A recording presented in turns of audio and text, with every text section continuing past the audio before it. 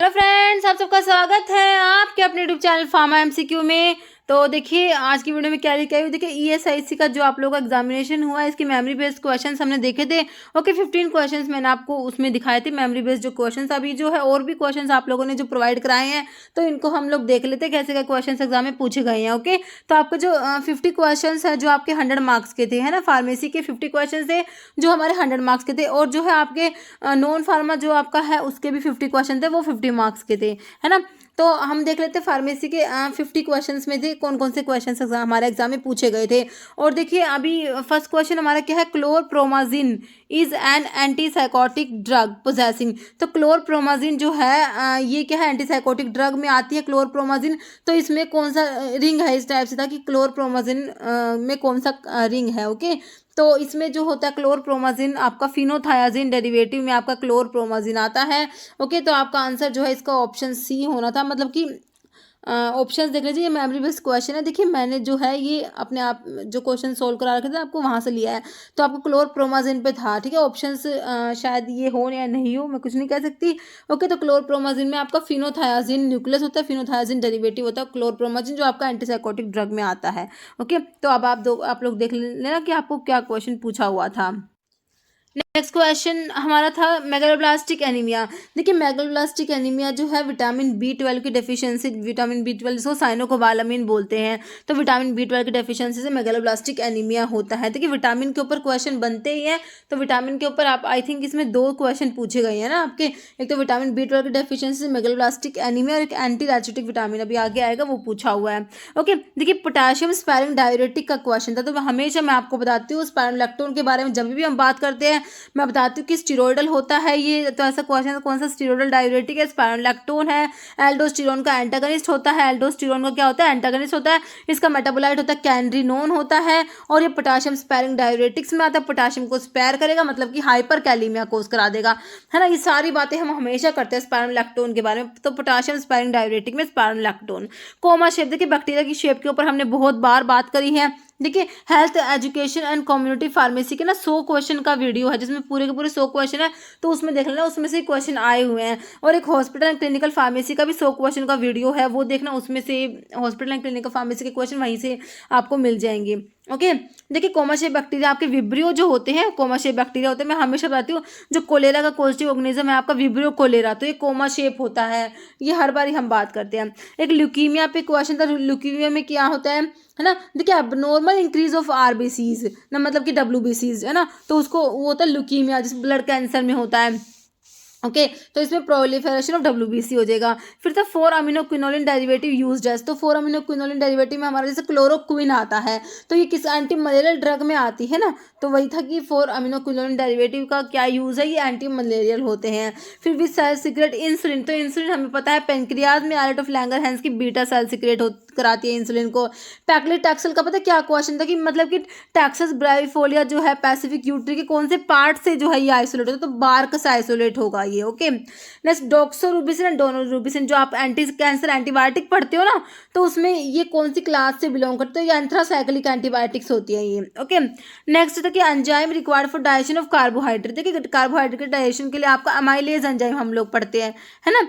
Next है which drug precursor using parkinsonism. Parkinson's disease जो है उसमें आप डोपामिन का प्रिकर्सर लीवोडोपा यूज करते हैं। लीवोडोपा क्या होता है, लीवोडोपा है ये डोपामिन का प्रिकर्सर होता है। देखिए पार्किंसंस में होता है क्या, डोपामिन का लेवल कम हो जाता है, तो डोपामिन का लेवल बढ़ाना होता है। डोपामिन देखिए as it is blood brain barrier को क्रॉस नहीं कर पाता, तो इसलिए क्या करते हैं, डोपामिन का प्रिकर्सर जो होता है लीवोडोपा देते हैं। लीवोडोपा क्या होता है, डोपामिन का प्रिकर्सर होता है, ठीक है। तो लीवोडोपा जाके क्या है, डोपामिन में कन्वर्ट होता है। ओके, तो आपसे यही था कि डोपामिन प्रिकर्सर कौन सा, तो लीवोडोपा होता है। मेलाटोनिन इज सिक्रेटेड बाय, ये क्वेश्चन था पीनल ग्लैंड से सिक्रेट होता है। Normal creatinine level in humans पूछा हुआ था, तो 0.7 to 1.3 mg/dl हो जाएगा। फिर एक ड्रग अब्यूज के ऊपर क्वेश्चन था। फिर लॉन्गेस्ट एंड स्ट्रॉन्गेस्ट बोन, देखिए अपर लिम्ब की पूछी हुई थी इसमें, तो ह्यूमरस होते हैं। वैसे तो हम देखेंगे बॉडी में कि सबसे स्ट्रॉन्ग बोन हमारी फीमर होती है, बट इसमें अपर लिम्ब की, मतलब अपर लिम्ब में अपने हाथ आ जाते हैं ना, तो उसमें ह्यूमरस हो जाती है। फिर एपिडर्मिस की लेयर के ऊपर क्वेश्चन था, एक्सटर्नल लेयर को क्या बोलते हैं। देखिए जो आउटर मोस्ट लेयर होती है वो स्ट्रेटम कॉर्नियम होती है। फिर वैरिसिला जूस्टर वायरस को क्या कोज करा, चिकन पॉक्स कोज कराता है। चिकन पॉक्स देखिए बहुत इंपॉर्टेंट डिजीज है, इसका एक पॉजिटिव ऑर्गेनिज्म बहुत से एग्जाम में पूछा गया है। फिर था कि प्लेग इन ब्रेन, ब्रेन में जो प्लेग बनते हैं ना कौन सी डिजीज में बनते हैं, तो अल्जीमर डिजीज। देखिए अल्जीमर डिजीज के ऊपर क्वेश्चन 2019 में भी पूछा गया था। ओके, तो अल्जीमर डिजीज इंपॉर्टेंट है। ओके, एंटी रैचेटिक विटामिन पूछा था, तो आपका विटामिन डी होता है। और वायरल डिजीज के ऊपर था इनमें से कौन सी वायरल डिजीज है, तो उसमें आप ऑप्शन देख लेना, कुछ बच्चे कह रहे हो मीजल्स था, कुछ बच्चे कह रहे रेबीज था, तो दोनों ही आपकी वायरल डिजीज है। शेड्यूल के ऊपर आपके 3 क्वेश्चन थे। शेड्यूल एम में जीएमपी आता है, F2 में क्या आता है, स्टैंडर्ड्स फॉर सर्जिकल ड्रेसिंग्स आता है, और प्रिस्क्रिप्शन ड्रग वाला क्वेश्चन था, इसके लिए शेड्यूल एच आप लोग पढ़ते हैं ना। और एक क्वेश्चन था कि जो मीडियम साइज हॉस्पिटल होते हैं ना आपके, जो हॉस्पिटल का क्लासिफिकेशन हमने देखा हुआ है, तो 500 से 1000 बेडेड हॉस्पिटल्स जो होते हैं मीडियम साइज हॉस्पिटल्स होते हैं, तो इस टाइप से था, मीडियम साइज हॉस्पिटल होगा इसका। फिर फार्मेसी एंड थेरेप्यूटिक कमेटी के फंक्शंस के ऊपर क्वेश्चन था। ओके, फिर डॉक्सोरूबिसिन डोलोरूबिसिन हमने देख लिया। सेना के ऊपर, सेना क्या है, एज ए लैक्सेटिव यूज होता है। एंटीडोट ऑफ मॉर्फिन, मॉर्फिन का जो एंटीडोट है आपका प्योर ओपियोइड एंटागनिस्ट नैलोक्सोन होता है। एंटीडोट के ऊपर 2 क्वेश्चन आए हुए। एंटीडोट देखिए इंपॉर्टेंट होते हैं, एंटीडोट के अलग से मैंने वीडियो भी बना रखा है एंटीडोट के क्वेश्चन का, और एंटीडोट्स के ऊपर भी बना रखा है। यूनिवर्सल एंटीडोट में आपका टैनिक एसिड, मैग्नीशियम ऑक्साइड और पाउडर चारकोल आता है। ओके, फिर एबीसी एनालिसिस में ए आइटम्स का पूछा होता है। ए आइटम्स होते हैं आपके कॉस्टली आइटम्स होते हैं। ओके, तो ये क्या करते हैं, जो कॉस्टली आइटम्स होते हैं, तो ये देखिए 10% से 20% टोटल इन्वेंट्रीज का होते हैं, और ये 70 से 80% तक बजट कंज्यूम कर लेते हैं। ओके, तो आपको ऑप्शंस में ना थोड़ा बहुत वेरिएशन मिल सकता है, ये 10% मिल जाएगा, 70% मिल जाएगा, फिर 10 to 20, 70 to 80 स्टेप से ना थोड़ा बहुत ऑप्शंस में वेरिएशन हो सकता है। बाकी आपको याद रखना कॉस्टली आइटम्स होते हैं, 10% टोटल इन्वेंट्री का होता है, 70% बजट कंज्यूम करते हैं ए आइटम्स। फॉक्सग्लोव सिनोनिम किसका, डिजिटालिस का। तो देखिए कोग्नोसी की मेन ड्रग्स के मैंने सिनोनिम्स भी आपको प्रोवाइड कराए हुए हैं, फार्माकोग्नोसी की प्लेलिस्ट आप लोग चेक करना। ओके, बाकी कोग्नोसी के 500 क्वेश्चन का भी मैंने एक वीडियो डाला है, वहाँ से बाहर कुछ नहीं आया, कोग्नोसी के सारे क्वेश्चन वहीं से आएंगे, और एक 500 क्वेश्चन का पहले भी डाला हुआ था। वाइटालिमोरिन रिएक्शन के ऊपर था, वाइटालिमोरिन टेस्ट ट्रोपिन एल्कलॉइड्स के लिए होता है। गामा अमीनोब्यूटारिक एसिड क्या है, एक न्यूरोट्रांसमीटर होता है। Enzyme for digestion of carbohydrate हमने देख लिया, अमाइलेज होता है। एस्प्रिन पे था कि एस्टाइल सैलिसिलिक एसिड क्या होता है, तो एस्प्रिन होता है ना, सैलिसिलिक एसिड डेरिवेटिव होता है aspirin, acetyl salicylic acid. Maximum number of members in case of public limited companies जो होते हैं ना, उसमें कितने मेंबर होते हैं, maximum number of member unlimited होते हैं इसमें। ओके, ये क्वेश्चन था आपका, और ये आपको डीएसबीएम के एमसीक्यू देखिए, डीएसबीएम की प्लेलिस्ट देखना, वो आपको उसमें मिल जाएगा, एज इट इज क्वेश्चन है ये। फोचेट टेस्ट देखिए, अब मैं जब आपको यूरिन के एब्नॉर्मल कॉन्स्टिट्यूएंट्स के टेस्ट बताती हूँ, तो हमेशा बताती हूँ रोथीरा टेस्ट होता है, किसके लिए, कीटोन बॉडीज के लिए होता है। ब्लड के लिए बेंजिटीन टेस्ट होता है ना, और बाइल सोल्ट्स के लिए क्या होता है, हेस टेस्ट और पैटर्नकोफर टेस्ट होता है। बाइल पिगमेंट्स के लिए गिमेलिन टेस्ट और फोचेट टेस्ट होता है।